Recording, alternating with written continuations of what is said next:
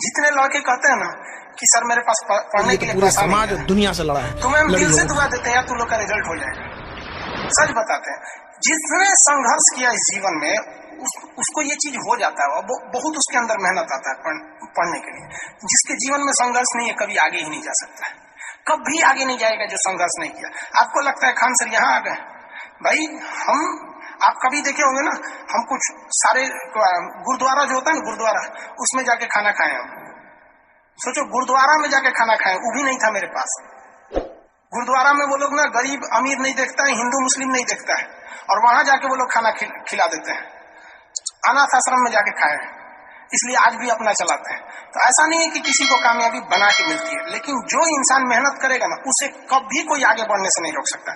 पढ़ाई से मुंह मत मोड़िएगा, समस्याएं आती रहेंगी जाती रहेंगी, आप पे लोग हंसेंगे। याद रखिएगा मेरी बात, जिस पर ये जग हंसा है उसने इतिहास रचा है।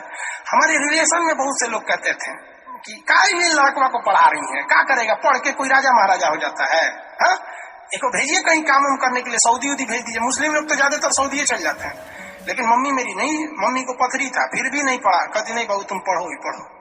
आज तो मन नहीं करता उन लोगों से बात करने का, और कहते हैं कि देखो पढ़ाई का मतलब क्या होता है। तो इसलिए हम आपको भी कहते हैं, थोड़ी तकलीफ होगी बाबू, आप गरीब घर के होंगे, मेहनती घर के होंगे, थोड़ी तकलीफ होगी, शायद घर से पैसे कम आते होंगे, लॉकडाउन में और कम आते होंगे, तो आप घबराइएगा नहीं बाबू इससे।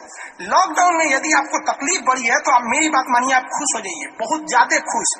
रीजन समझिए, रेस में जब घोड़ा दौड़ता है ना, तो घोड़े के पीठ पर बैठा हुआ उस घोड़े का मालिक उसे चाबुक से घोड़े को बहुत मारता है, बहुत मारता है, घोड़ा को दर्द होता है। वो सोचता है कि मेरा मालिक हमको तकलीफ क्यों दे रहा है। उस घोड़े को पता ही नहीं है यार तुम्हारा मालिक तुम्हें जिताना चाहता है। उस चाबुक के डर से वो घोड़ा दौड़ता है और लास्ट में वही घोड़ा जीत जाता है।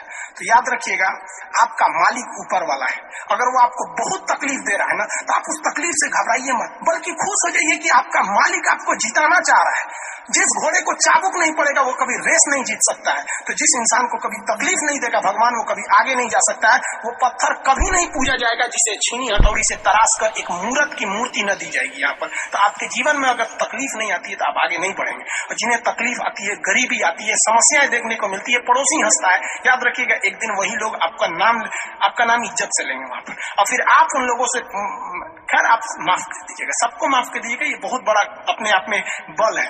सबसे बड़ा बल नाभिकीय बल होता है, सबसे बड़ा बल, और सबसे कमजोर बल गुरुत्वीय बल होता है। लेकिन हमारे हिसाब से सबसे बड़ा बल होता है कि जब आप गुनाह न किए हो और आपको सजा दिया जा रहा हो और फिर आप उसे माफ कर दें। कोई आपसे बिना वजह खफा हो जाए और आप उसे माफ कर दें, ये भाई सब दुनिया का सबसे बड़ा बल है। ये सबके पास नहीं होता है। अगर ये बल आ गया ना तो फिर आप बहुत आगे जाएंगे। इसलिए तकलीफ नहीं हो जाएगा, बहुत